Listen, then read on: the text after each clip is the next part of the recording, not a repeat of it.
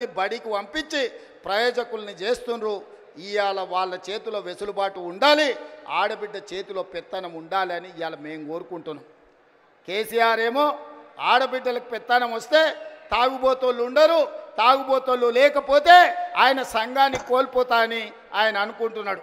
ఎందుకంటే ఈ రాష్ట్రంలో తాగుబోతుల సంఘానికి ఏకగ్రీవ అధ్యక్షుడు ఎవడని ఉన్నాడా అంటే ఆయన కేసీఆర్.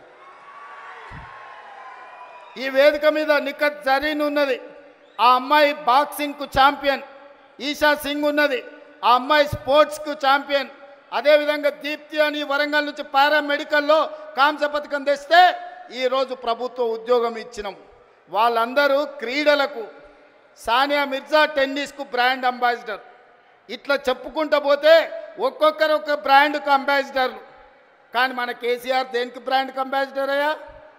ఫుల్కో ఆఫ్కో బ్రాండ్ అంబాసిడర్ ఆయన. అందుకే ఈ రాష్ట్రాన్ని మొత్తం ఒక తాగుబోతుల సమూహంగా మార్చి ఊర్లూరులో బెల్ట్ షాపులు తెచ్చి మందులని మనుషుల్ని మందులో మత్తులో ముంచి ఆలోచన చెయ్యకుండా చేసి అధికారంలో కూర్చోవాలి అనుకున్నాడు. కానీ తెలివిగల తెలంగాణ ప్రజలు తేరుకున్నారు, దిమ్మ తిరిగే జవాబు ఇచ్చిండ్రు. ఇవాళ ఆయన అంటున్నాడు ఏం కోల్పోయినరో తెలిసిందని. ఏం కోల్పోలేదు కేసీఆర్ గారు, మీరు ఆ ఫామ్ హౌజుల్నే ఉండండి, కావాలంటే వైన్ షాప్ ఆయనకు చెప్తా, కావాల్సినప్పుడల్లా సీసాలు నీకు అందిస్తూనే ఉంటాడు. ఆ బిల్లు కూడా నువ్వు కట్టకు, మా వాళ్ళు కడతారు, మా పిల్లలు కడతారు. నీ ఇంట్లో నలుగురు పదవులు కోల్పోయారు తప్ప తెలంగాణ సమాజం ఏం కోల్పోలే. నీ నౌకరి పోతే తెలంగాణ నిరుద్యోగ యువకులకు, నీ తండ్రి కొడుకుల నౌకరి ఊడగొడితే తెలంగాణ నిరుద్యోగ యువకులకు 10 నెలల 50,000 ఉద్యోగాలు ఇచ్చిన ప్రభుత్వం ఈ దేశంలో ఏదైనా ఉంది అంటే అది ఇందిరమ్మ ప్రభుత్వం. ఆ ఇందిరమ్మ ప్రభుత్వంలో 50,000 ప్రభుత్వ ఉద్యోగాలు ఇచ్చిన ఘనత నా మంత్రివర్గ సహచరులదని నేను ఈ వేదిక మీద నుంచి గర్వంగా నేను చెప్పదలుచుకున్నా. అదేవిధంగా ఇవాళ నీ కొడుకు నీది నౌకరి ఊడగొడితే ఇవాళ 23 లక్షల రైతు కుటుంబాలకు 25 రోజుల్లో మా భట్టి గారి చేతుల మీద 18,000 కోట్ల రూపాయల రైతు రుణమాఫీ చేసిన రాష్ట్రం ఈ దేశంలో ఉందంటే అది నా తెలంగాణ, నా ప్రభుత్వం, నా సహచర మంత్రివర్గ సభ్యుల సహకారంతో రైతులకు ఈరోజు 18,000 కోట్ల రూపాయల రుణమాఫీ చేసినాం. ఇంకా కొంతమందికి రావాలి, నాకు తెలుసు.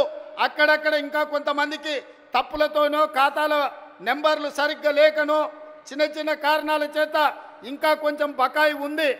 100% ఈ వేదిక మీద నుంచి ఆనాడు భద్రకాళి సాక్షిగా ఈ వరంగల్ గడ్డ మీద నుంచి చెప్పిన 15 ఆగస్టు లోపల 2 లక్షల రుణమాఫీ చేస్తా అన్నా, సమ్మక్క సారలమ్మ సాక్షిగా ఆయన చెప్పిన 18,000 కోట్ల రూపాయలు భద్రకాళి సాక్షిగా, సమ్మక్క సారలక్క సాక్షిగా 15 ఆగస్టు లోపల రైతుల ఖాతాలు వేసిన.